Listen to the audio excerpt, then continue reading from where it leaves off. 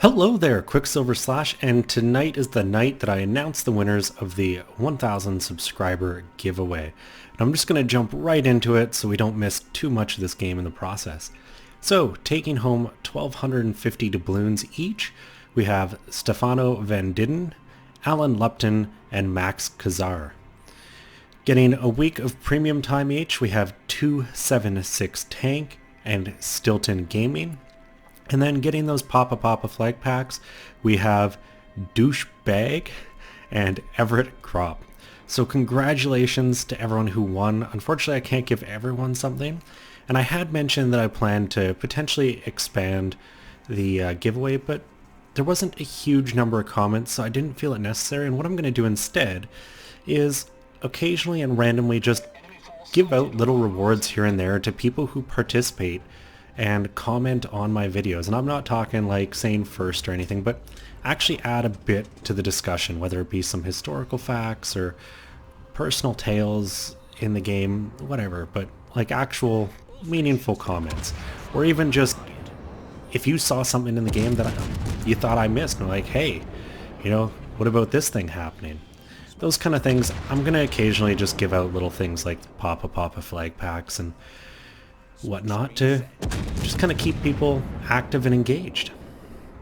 So this match itself, we've got Blue Tabby along with a division mate, and both are driving their Fijis. And I'm a little confused here because I could have sworn it was Blue Tabby who sent this replay in, but I'm viewing this from his teammate Don Joaquin. So maybe it was just Blue Tabby happens to be the viewer. He got the replay from Don and together they're submitting it. But either way, this is about a division on a bad night. They're playing Sunday night games, teams were not good, and they decided, hey, let's hop in our Fijis. Blue Tabby had just gotten his own, and they're a great ship. You can see right there that Omaha just gets nuked, and I'm guessing this is why Blue Tabby specifically in the email said that Omaha just ate 7 Citadels.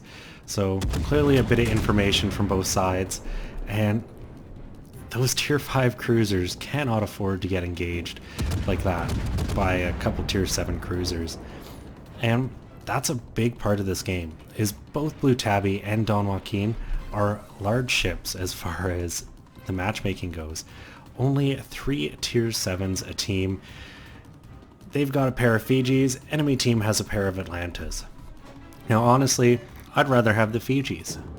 I think it is one of the, if not the strongest tier 7 ship, definitely strongest in the tech tree when sailed correctly. Now there's arguments for all the ships and ultimately comes down to what you like, but the Fiji is one deadly machine. Combine those British AP shells with a repair party, hydroacoustic, and smoke, and you've got the making for a lot of damage if you can keep yourself in the match. And I'm going to point out right now what it looks like Blue Tabby and Don Joaquin are doing. You notice Don smoked up first, Blue Tabby stayed outside, kind of drove around, kept things lit. Now Blue Tabby's in the smoke, and Don's sailing around. They're complementing each other incredibly well. They're making sure that they've got vision. Now, in the current situation, there's a Mitsuki out there, so they can both get into the smoke together and kind of set up shop and work on this Congo.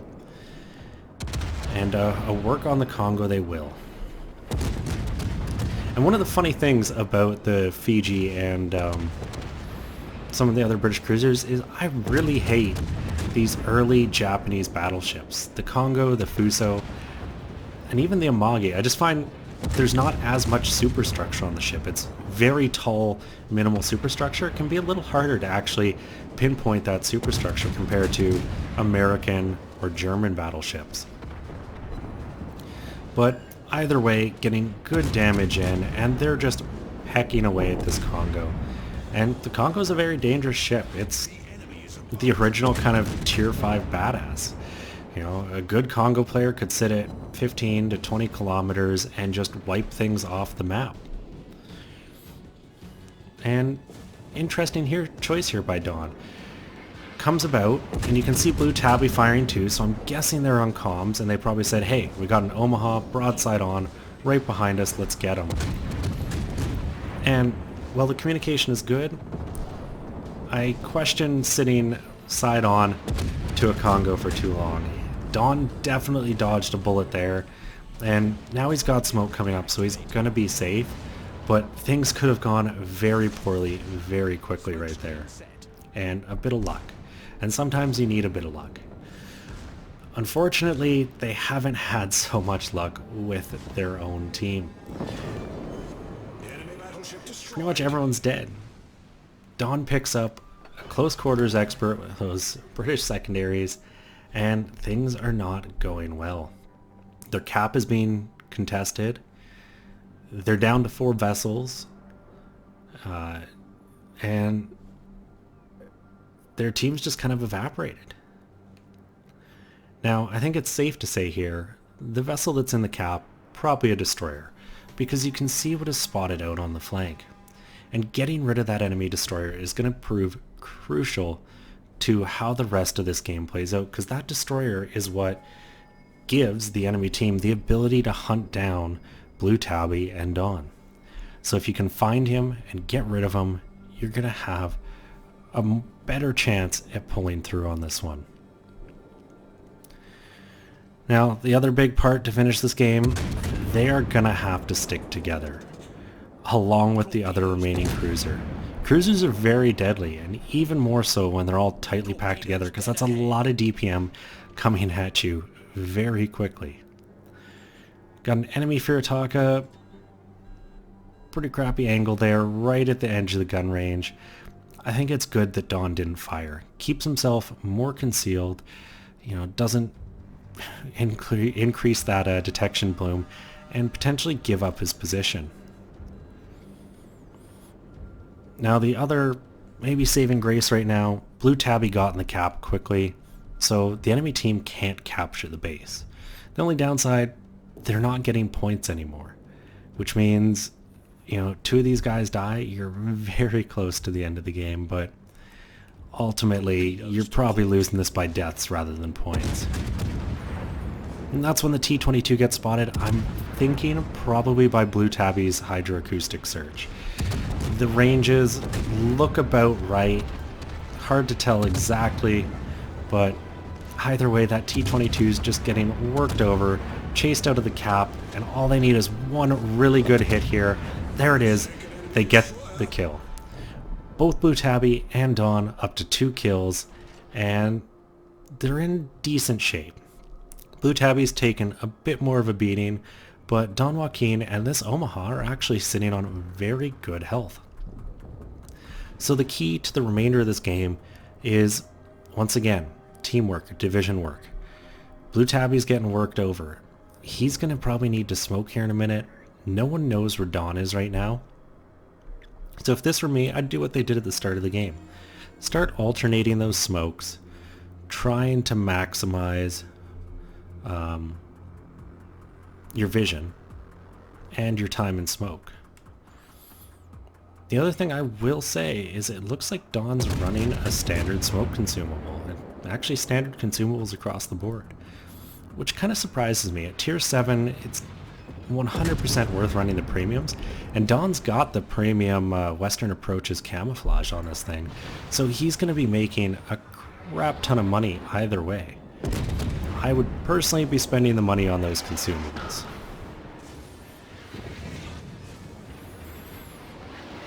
Fortunately, there's going to be one fewer ship on the enemy team to deal with. The Firataka goes down, and this Atlanta probably isn't long for the world either. Low health, he's kind of side on, getting focused by a couple ships. But Dawn starts taking a beating here, and he has to go dark. He pops the smoke. He was already going slow enough, so he's going to stay inside. You can see that Atlanta just guessing at where he is. And a bit of luck there.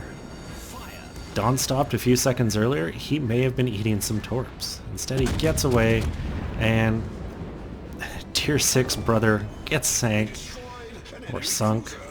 And things are even now. It's 3-on-3, 2 battleships and a cruiser versus 3 cruisers. And with those sits, they've now got the advantage. Now Don is burning, but he got a Kraken. And right now, that definitely counts for something. They've put up a good effort, and they did what was right. They came back to the base. Too often I see in these kind of lopsided games, one of the teams just winds up abandoning their base completely. Now fortunately their cruisers, they were able to respond, get back quick, and now it's going to come down to focusing fire. Now you can see Don was thinking about the torpedoes, but that Nagato looks like even on a straight course he's going to remain outside or just barely nose into that torpedo range. Best not waste them just yet, especially when you have Blue Tabby over there going in hard. And his torps miss, but look at the damage start to stack up. And it doesn't take long for a battleship to be gone when you can do that kind of damage. Blue Tabby takes another big hit.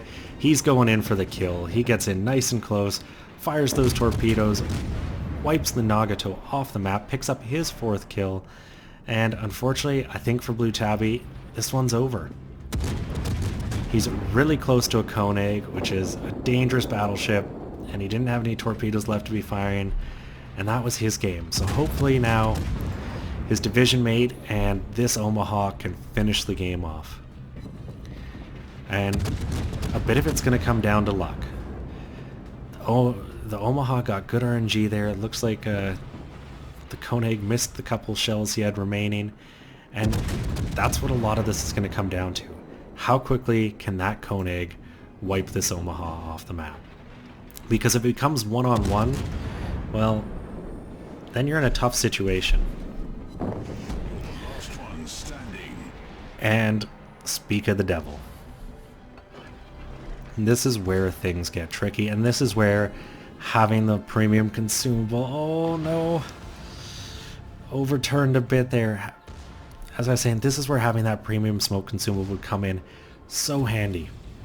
You could pop your smoke right now, pop your hydro, sit in it, and the Koenig would have no choice but either sail away and do nothing, try waiting there, or approach you. And we're now at the range where, you know, this hydro is going to be detecting him no matter what. And that's why I run the premium consumables. That extra smoke, the quicker reloads, they all matter. Fortunately, the Koenig isn't thinking this one through too much. He's getting in close. Don Joaquin's just got to get over, launch those torps. They're in the water. Gets the kill as he gets booped. Well, I don't think a torpedo hit can get any closer than that. The Koenig's momentum carried him in and rocked his ship, but because the Koenig was dead, no damage was taken, and Don Joaquin survived.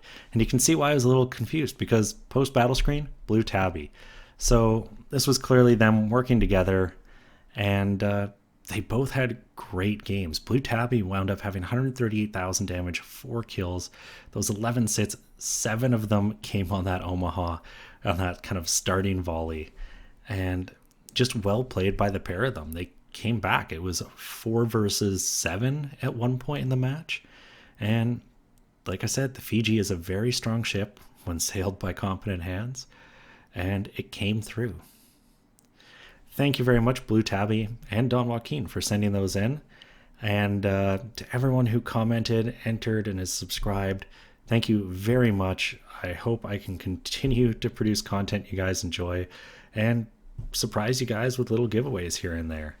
If you enjoyed this, please consider giving it a thumbs up or subscribing to the channel. And as always, I'm Qckslvrslash, and I'll have another one for you guys later.